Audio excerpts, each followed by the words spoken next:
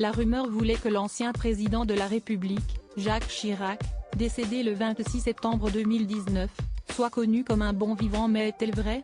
La chef de cuisine et femme de télévision, très proche des politiques, Babette de Rosières, semble le confirmer.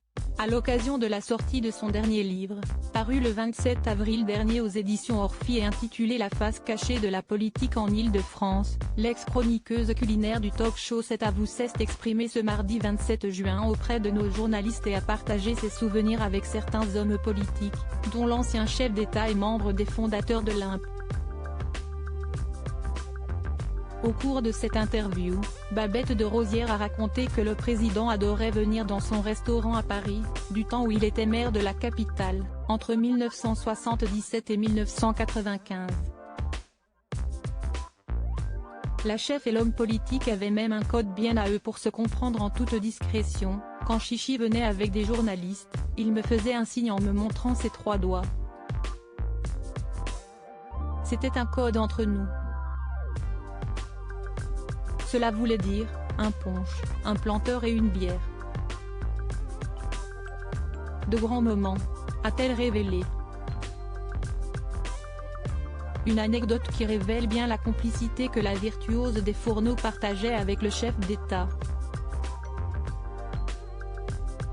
Babette de Rosières, ses liens privilégiés avec les Chirac. Toujours au cours de la même interview, celle qui a rompu tous ses liens avec Valérie Pécresse a également dévoilé les petits péchés mignons de l'occupant de l'Élysée entre 1995 et 2007 au sein de son restaurant. Il mangeait des acras, des petits boudins, du crabe farci, des langoustes.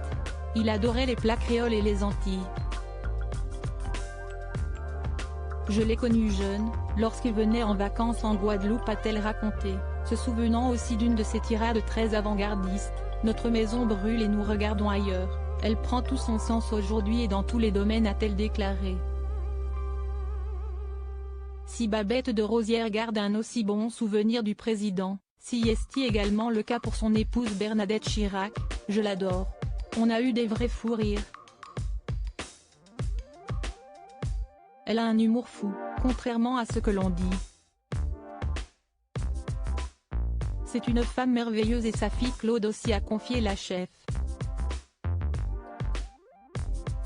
Des souvenirs agréables qui tranchent un peu avec les autres anecdotes racontées au sein de son ouvrage. Crédit photo, Christian Liewig panoramique.